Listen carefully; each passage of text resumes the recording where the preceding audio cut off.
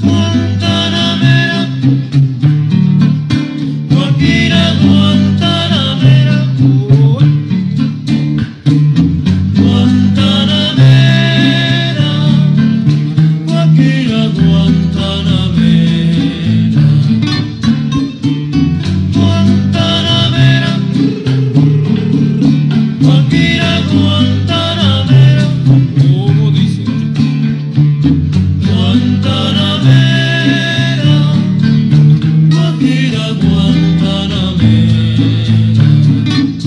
Yo soy un hombre sincero, Guantanamera, de donde crece la palma, Guantanamera. Yo soy un hombre sincero, Guantanamera, de donde...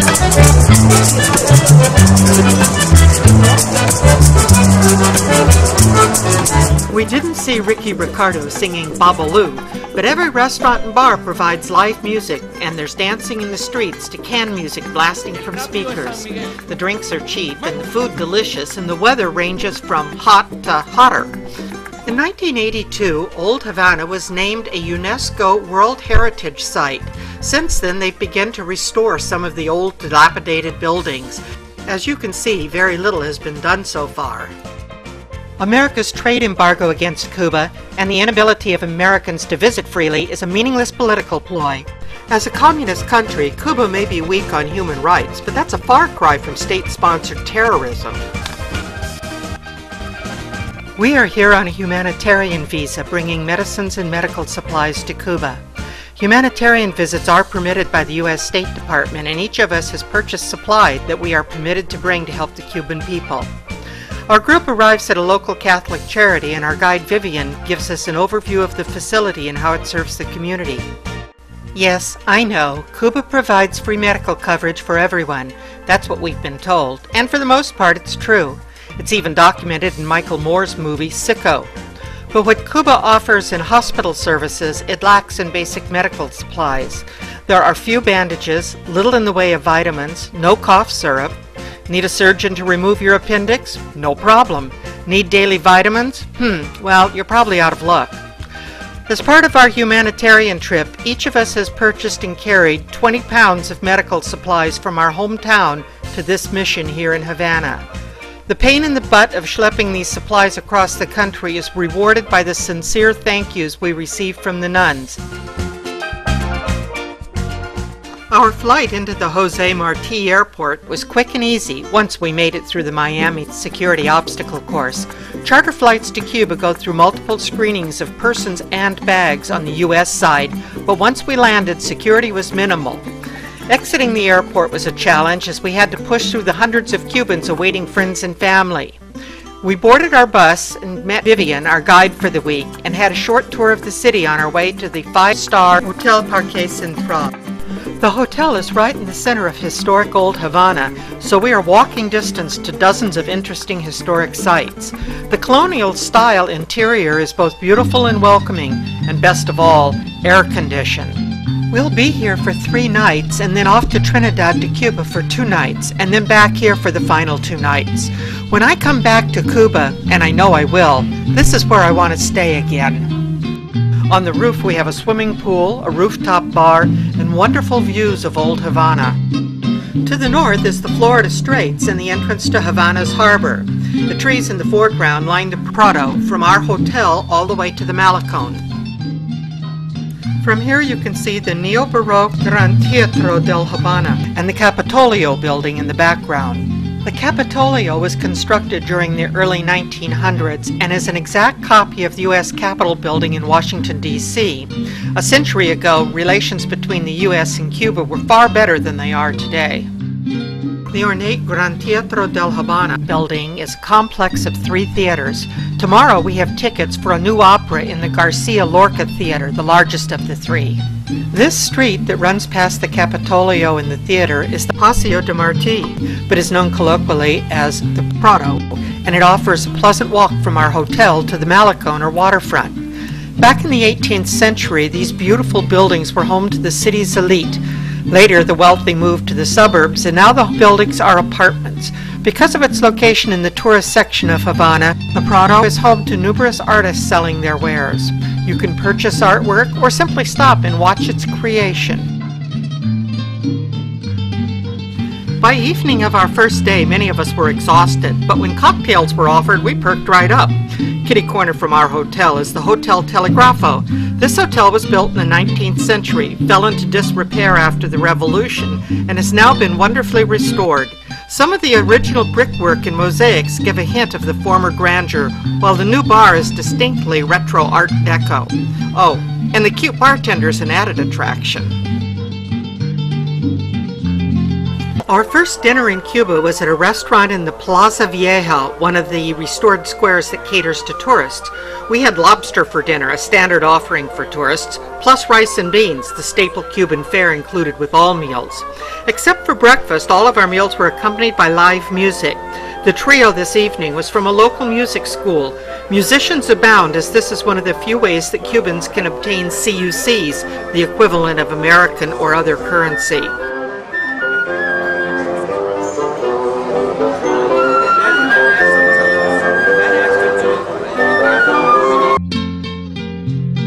Our humanitarian trip is a two-way street. We are bringing much-needed medical and school supplies, but in return we're taking home a much better understanding of Cuba. Today we start with a lecture on the development of colonial Havana presented by a local architect. His slide presentation progresses through the history of Cuba as seen by the changes in architecture.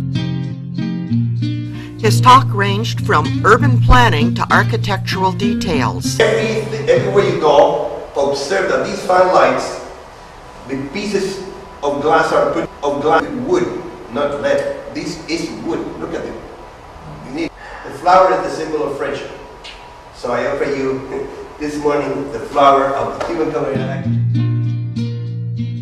Yesterday I was amazed at the number of tourists in the Parque Central, and today as we start our walking tour I see at least half a dozen other tour groups in the vicinity. Just because the U.S. doesn't allow Americans to travel to Cuba, other countries have no such restrictions. We began our walk at Havana's oldest plaza, the Plaza de Armas, dating to 1519. At its heart is the Plaza Céspedes, honoring Manuel Céspedes. On the far side of the park is the Palacio del Capitán Generales, now serving as the City of Havana Museum. The Palacio was the governor's palace from 1791 to 1898. From 1920 to 1967, it served as Havana City Hall. In addition to the historical displays here, we also see peacocks who put on a dazzling performance for us. During our walking tour, we will see examples of the architectural details that were described in our lecture, a nice way to reinforce what we've learned. For example, in looking at this restored home, I can tell that the fan lights are modern as they are leaded, not made of wood. In another example, here is a slide from the lecture with the actual building shown in the background. Across the street from it is the Hotel Ambros Mundos, where Hemingway lived while writing For Whom the Bell Tolls. Did you notice the cannonballs along the street? I'm really into recycling, so I was quite partial to street details where original cannon barrels are used to block the streets from traffic. Cannonballs serve the same function but are low enough for horse-drawn carriages can still make it through. We also notice that many of the buildings are restored, at least on the main streets. Off on the side streets, however, buildings continue to crumble. This building is the Hotel Raquel, where both the exterior and interior have been lavishly restored. I'm glad they chose to retain the charming old-style elevator cage as demonstrated here by Michael. By contrast, this building is literally falling down. Restoration is progressing slowly as Cuba has almost no resources and is depending on UNESCO for necessary funding. One of my favorite stops on our walk was this model of Havana. This 1/500th scale model highlights both the city and the entrance to the harbor. There's also a mini sound and light show that shows the city from sundown through night and then into daybreak. Just about the time our feet were giving out, we transferred from foot to carriage. Now these lovely carriages are obviously for tourists, but later in our trip we'll discover that for most of Cuba, automobiles are the exception, and the people rely on horses for their transportation. After walking all morning, it was nice to lean back and just enjoy the scenery. Hey, Tony, look over here. Bye, honey. Bye, Tony. Bye, honey. Bye, Tony.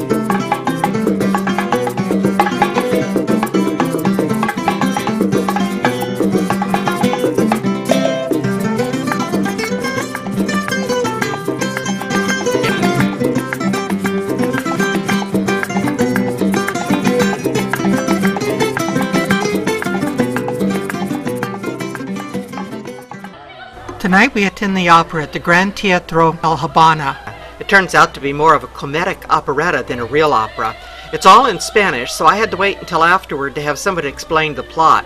It was all about a girl who falls in love with someone her father disapproves of but ends up happily ever after. As tourists, we got very good seats, but the theater was packed because it's subsidized by the state, and ticket prices are cheap enough for everyone to attend.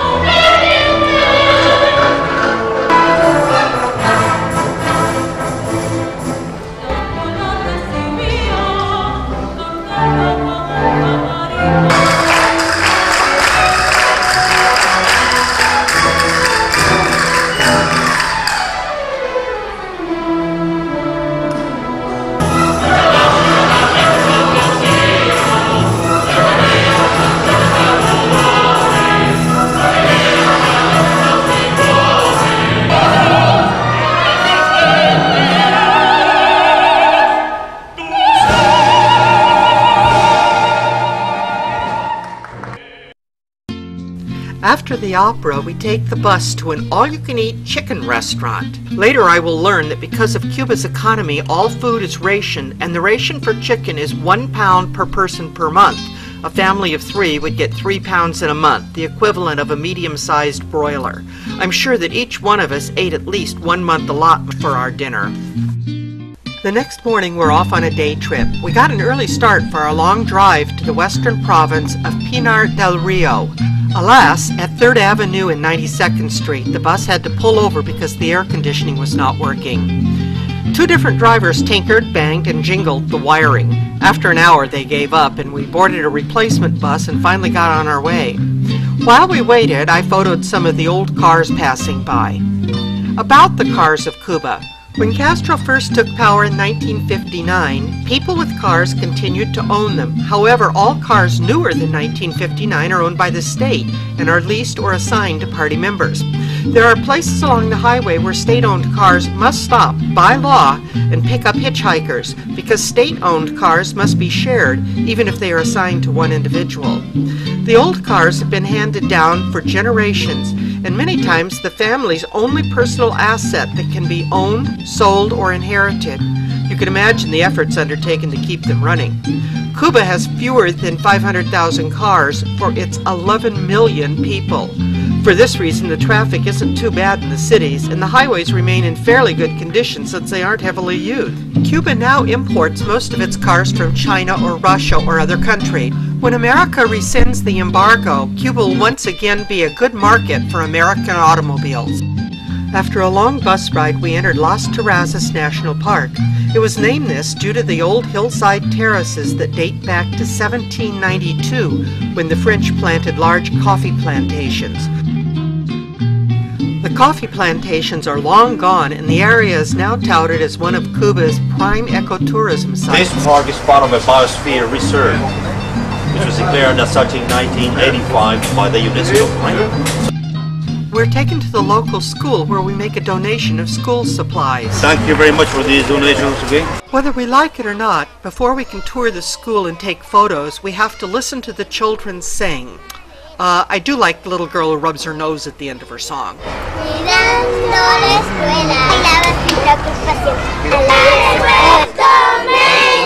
don't know the song at all. In the back.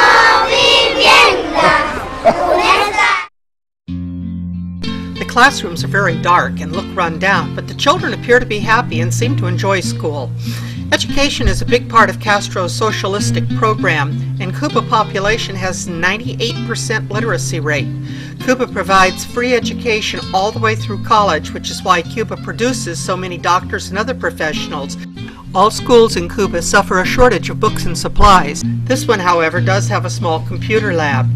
Cuban education has some other recognizable features. All students wear uniforms which are spotless and in good repair, with different colors denoting different age groups. During their senior high school years, students are sent to the country to boarding schools and to work on rural farms in the summer. Children take school very seriously and are better behaved at all ages than we see in the United States. I don't know if it's the Cuban educational system or simply that Cuba has no cell phones, iPods, or other distractions. We drive through the model village and arrive at a traditional farmer's home that is also a local restaurant catering to tour buses. We check out the amenities ourselves before being invited indoors and given a tour of the farmhouse. The kitchen here is very primitive to our eyes, but seems to work just fine, producing an excellent meal. We later learned that while we were enjoying a traditional lunch of beans, rice, and pork, the mosquitoes were busy having their own lunch on our legs. Entertainment was provided twice during our lunch. Once by some chickens, whom we fed, against all rules I'm sure, and a second time by local and not terribly talented musicians.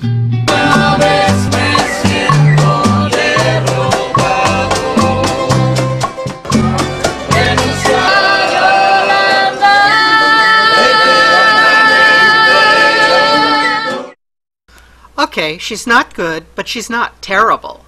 What do you think of this old guy?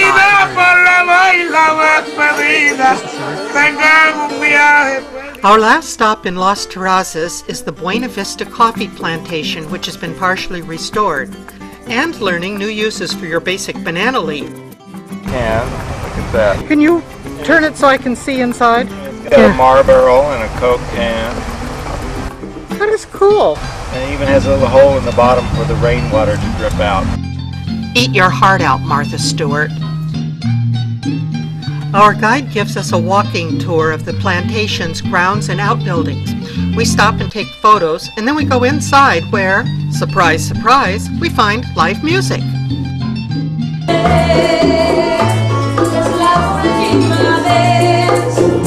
We pile into the bus, and in no time we find ourselves back in Havana. This evening we again have a wonderful alfresco dining experience, followed by a leisurely walk back to the hotel. Just by coincidence, we happen to be here while there's a full moon. In the moonlight, even crumbling buildings gain a certain grandeur, or as they say in France, dans la nuit, tous les chats sont gris. A block from our hotel is the La Floridita bar, famous for its daiquiris and immortalized by Hemingway in his novel Island in the Stream.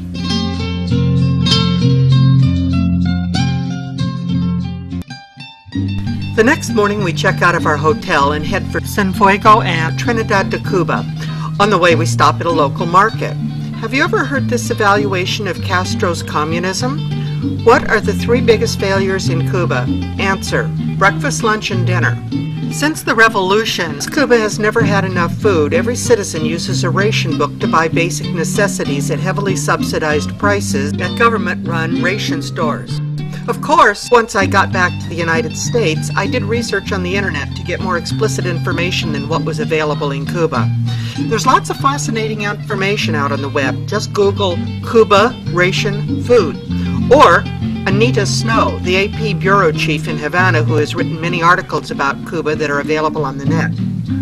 Here's a little known fact I picked up off the web. In spite of America's trade embargo, the majority of chicken eaten in Cuba comes from Arkansas, thanks to our policy of allowing trade in humanitarian goods. The only catch is that Cuba must pay up front and in cash. During the period immediately after the fall of the Soviet Union, Cuba lost food imports from Russia and the food situation became dire. Finally, in 1994, Cuba legalized free trade for farmers, which has spawned the farmers' markets like this one we're visiting today. The government ration stores are heavily subsidized but nutritionally inadequate. The monthly meat ration for each Cuban is 1 pound of chicken, 10 ounces of fish, and 1 pound of assorted other meats. Pork is usually available, but beef can seldom be found except ground and mixed with some sort of texturized soy product. For extra food, one must shop at these farmers markets where food is still cheap by American standards, but expensive in a country where people earn $25 per month. These farmer markets are the closest that Cuba comes to permitting capitalism. We're back on the road, and I again notice that the highways have absolutely no traffic. On our way to Trinidad de Cuba, we stop in the city of Cienfuegos. The heart of the town is the Plaza de Martí. By the way, almost every town in Cuba has something named after José Martí, who is considered the father of the War of Independence. Although he helped launch the war in 1895, he died during the first month of fighting and became a martyr to the Cuban people. On the north side of the Plaza de Martí is the Tomás Terry Theater. When it was built, it was one of the largest theaters in North America and hosted such luminaries as Sarah Bernhardt and Enrico Caruso. Now it's a performance site for the National Ballet and the Opera de Cuba. The elegant decorative carvings are original, as are the naked nymphs painted on the ceiling, and the old-fashioned fold-down wooden seats still have hand-painted letters and numbers on them. On the south side of the plaza are a number of art galleries and tourist shops. The local craftsmen sit outside and create souvenirs. Many of them, such as this fan, take a great deal of detail work and time. I was so busy looking at the shops that I almost missed the private concert over at the church. I wasn't too enthused about going to a concert because I thought it would be boring, but boy was I wrong. This professional group of a cappella singers was excellent. After the concert, we bought copies of their CD and learned that the money thus earned will help the group pay for its trip to Spain to sing in a competition.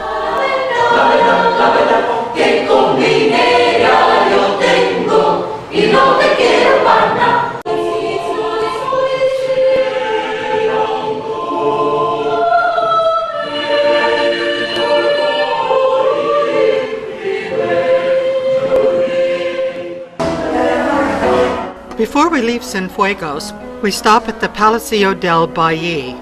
This beautiful old building is a cross between the Alhambra in Granada and the Palace of Versailles.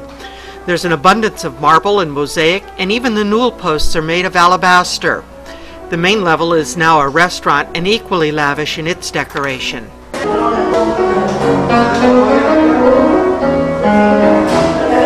The main attraction of the Palacio is the entryway, where Carmencita holds court at her piano. Her age is unknown, but everyone says she's always been there.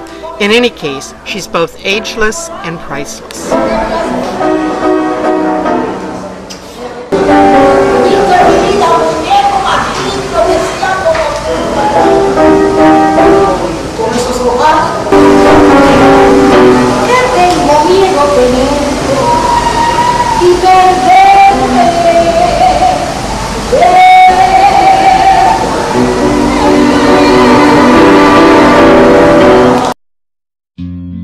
We reach the turnoff for Trinidad de Cuba and find ourselves on the narrow cobblestone streets that we share with horse-drawn wagons.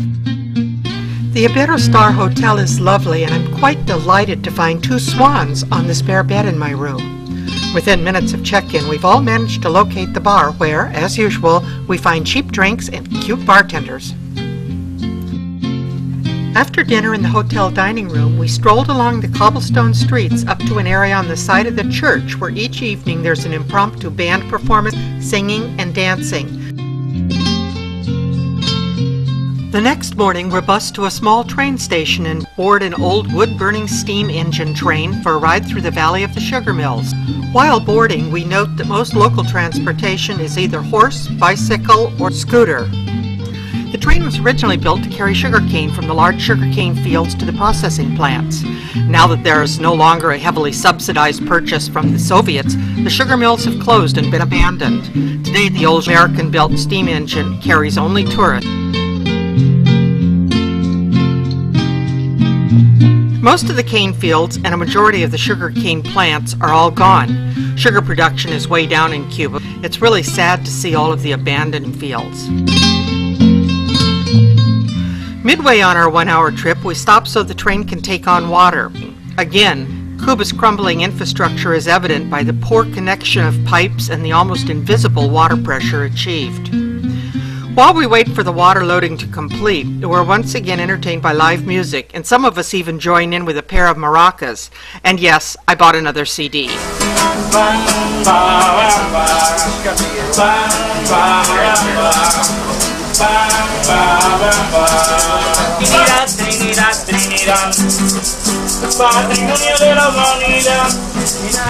We are way out in the country where most of the roads are dirt and only tourists have cars.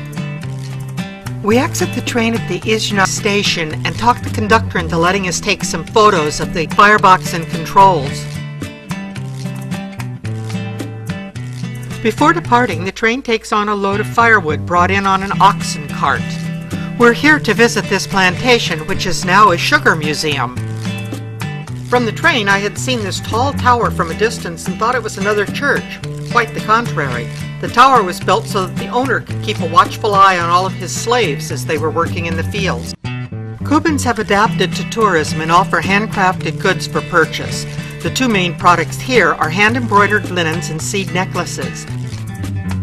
The linens are beautiful, but the necklaces are the best seller. We are bused back to our hotel, but we enter Trinidad from a non-tourist, non-UNESCO route. From the bus, we see a different view of Cuba altogether, one where houses are pretty much run down, there's no cobblestone streets, and horses and bicycles are the predominant forms of transportation. After lunch, we take a walking tour of the town. Our guide Vivian tells us about the town, its history, and we even visit the home of a local family. We also visit the church, not my thing at all, and see a carving of a seated Jesus. Really weird to see a carved Jesus sitting on a throne instead of being on a cross. And looking bored with the whole experience. This afternoon, some of our group goes to a local beach. Believe me, it was certainly hot enough to make the beach outing sound attractive. However, at my age and weight, I declined. But not to worry, Michael brought back plenty of pictures so I could see what I had missed. We dine at a restaurant serving an all-seafood dinner, but no strolling musicians. Instead, the music is accompaniment to the voice of the singing chef.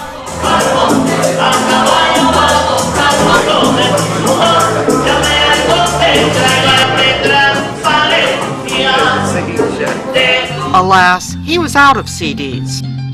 In the morning, we checked out of the Iberostar Hotel and began our ride back to Havana. On the way, we make another humanitarian visit at a small country school. The kids were really excited to see us. Once again, we donated school supplies we'd been carrying, took some pictures, and then we were on our way back.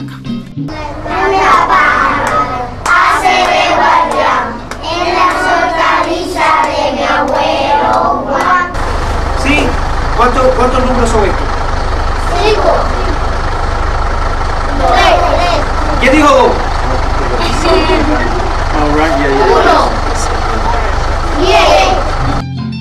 After we check back in at the Hotel Parque Central, we're off on another excursion, this time to the Plaza de la Revolucion, highlighted by the portrait of Che Guevara on the Ministry of Interior building. We see many billboards and many posters of Che Guevara and very few of Castro. I have no idea why.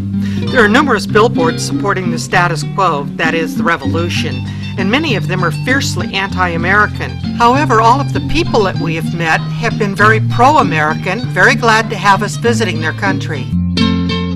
Next on our itinerary is the famous Christopher Columbus Cemetery, where Christopher Columbus is not buried. Go figure. Our cemetery guide is very interesting and has a delightful way of explaining things, and this was one of the places where our story gets really interesting. While he's telling us about the cemetery and its residents, he also mentions his family from time to time. Suddenly, a member of our tour group goes up to the guide and starts asking him some questions. Well, net, it turns out that they're cousins. Yeah, their mothers are sisters. One immigrated to the States and the other remained in Cuba. At that point in our cemetery tour, we reached the tomb of La Milagrosa, a woman who died in 1901 and performs miracles. People come from all over the world to ask for favors. Many of these favors are granted, and the petitioners send thank you plaques to the cemetery all the way from their home countries. I'm a skeptic, I know, but it does seem odd that we're in the presence of a miracle worker when somebody, some California, meets a Cuban cousin whom he'd heard of but never met. Maybe not a miracle, but darn spooky nonetheless. On our way back to our hotel, we stop at the Hotel Nacional, an elegant old classic that's been a destination for celebrities since the 1930s. One room is nothing but a collage of photos of famous people who once visited or performed there. The hotel grounds are charming, perched over the Malecón, right over the water. But unlike our hotel, it is not walking distance to all the historic sites of Old Havana. Still, I can see myself out on the lawn sipping mojitos. Today is Thanksgiving. Our tour leaders brought cranberry sauce all the way here so that we can have a traditional Thanksgiving dinner of turkey and all the trimmings. We dine at a paladar. A paladar is a family restaurant. A Cuban family opens up 1 or 2 rooms of their home and has a few tables set up where they serve family-style meals. Thanks to advanced planning, a huge turkey was roasted so we didn't have to miss a Thanksgiving dinner while here in Cuba. More communist trivia. Every block has a block warden called a CDR rep. That's Committee for the Defense of the Revolution. The CDR rep notifies the government if any of the paladars are serving more tables than they're permitted to. Friday morning starts with another lecture, this one on contemporary art in Cuba. As always, the speaker is excellent and provides very knowledgeable portrayal of Cuban art. His presentation was loaded with slides of the works of many contemporary artists and ranged from cigar box art to installation art. Immediately following the lecture, we were taken to the Belle Arts Museum and saw the actual artwork themselves. We can see these workers without job, just watching what is going on. The only workers that are working, the ones that Cotter came. You see, this family without a land, a piece of land, they are watching what is going on. While we have the soldiers protecting or taking care of the whole situation, the boats in the harbor trading with the rest of the world, the American destroyers that we normally have in the Havana harbor, protecting the whole situation with the Marines inside, and then this, where heaven is supposed to be, a representation of Wall Street, and the people, the big bankers in Wall Street decide. Each picture has a story to tell, either about the Cuban people, Cuban history, or Cuban culture. But nevertheless, it was the first time when the black culture, the African culture, appeared in our art. The museum we visited contained a fabulous collection of Cuban art, but did not allow photography, so I was glad I had filmed part of the lecture. The sacred heart is the Cuban flag. You see here? He is talking like Soviet Union, but thinking like America. So it's a very good metaphor of what was going on in '95. Now these are pretty self-explanatory, don't you think? As if she was a Cuban man, with these palm trees on her body like arrows. So she's a kind of female San Sebastian. She's talking about sacrifice. 1984 installation called Regata, going to the north. This is obviously our station because no sooner do we exit the Belle Arts Museum than we're back on the bus and headed over for the Casa Estudio of Jose Fuster. Fuster, a painter-ceramist, is known as the Picasso of the Caribbean, although I think his work is closer to that of Antonio Gaudí. Suffice it to say, he's been exhibited around the world both in private and collective exhibitions. His home and studio provide a sensory overload. Imagine a home and courtyard encased in abstract ceramic murals, and everywhere you look, your imagination explodes with colors and possibilities. Walls become murals, and when the wall space runs out, he's created a mosaic landscape filled with trees and people. But the works are not limited to his own home. The work overflows to the streets and nearby houses and is part of a community art project. Can you imagine living in such a neighborhood? I can, and I would love it. It's all so over the top, which is just definitely my style. How wonderful to be surrounded by so much energy.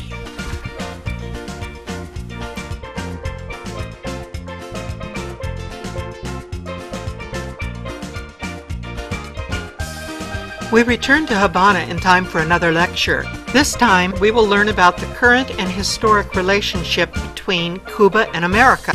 The speaker was, as always, excellent and included a good grounding in Cuba's current economic problems caused by having two separate economies with two separate currencies. The CUP, which is the Cuban peso used by the Cubans, and the CUC, which is used by tourists and stands for Cuban Convertible Peso. Our trip is almost over and we have very little free time left to wander around and see the city. I spent too much time taking pictures and ended up missing a lot of museums that I wanted to visit. In particular, I had hoped to see the Museum of the Revolution and the Museum of Tobacco, and visit some more art galleries. And, well, there's a long list of things I didn't want to miss. Maybe next trip.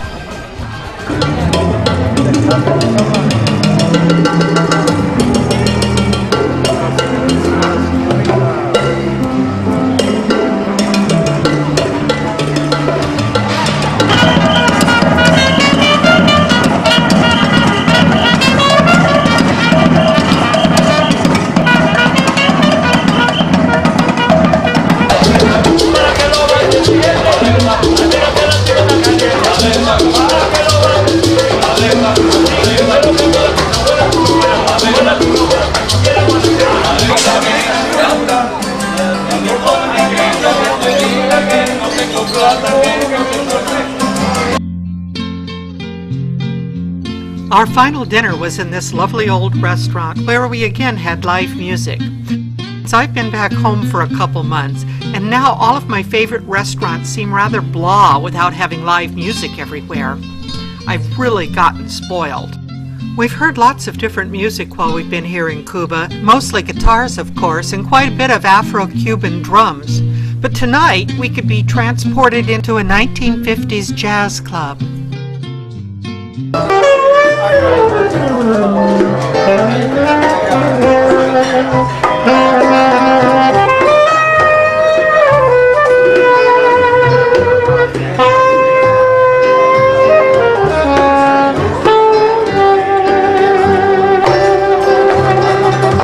After dinner, a few of us go over to the Ingleterre Hotel and to the bar on the roof. We have a few drinks and sit and talk about our experiences and how we felt about our trip to Cuba. Some opine that we have missed the real Cuba because we missed the 1950s, when Havana was known as the Paris of the Caribbean, the days when Cuba was a luxurious and somewhat naughty tourist destination.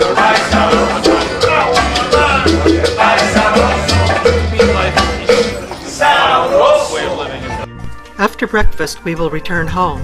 After a week in Cuba, I find breakfast an uncomfortable experience. Yes, it compares favorably to any buffet breakfast at any top hotel.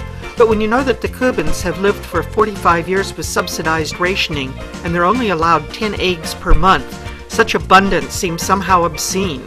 Of course, whether or not we partake of this bounty makes absolutely no difference to the Cuban population, but it brings home the us-then difference between communism and capitalism and makes me want to seek change on behalf of the Cubans. I named this DVD Sunlight and Shadows because that's how I see the country. How amazing are the contrasts we find here.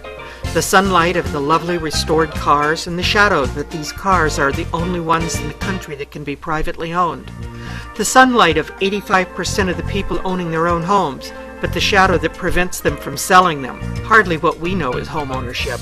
The sunlight of heavily subsidized food rations, but the shadow of not having subsistence rations.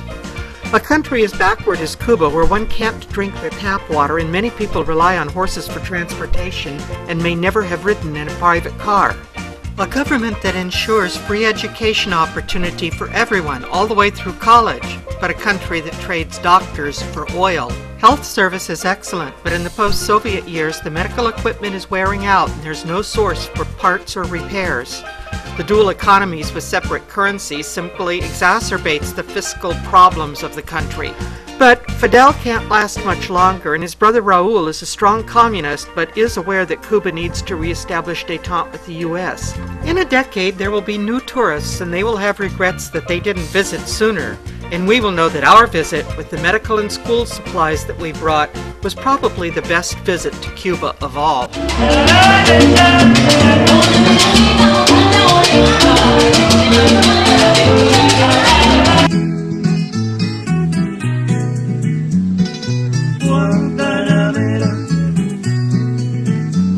Guajira, Guantanamera, Guantanamera, Guajira, Guantanamera. Yo soy un hombre sincero, de donde crece la palma,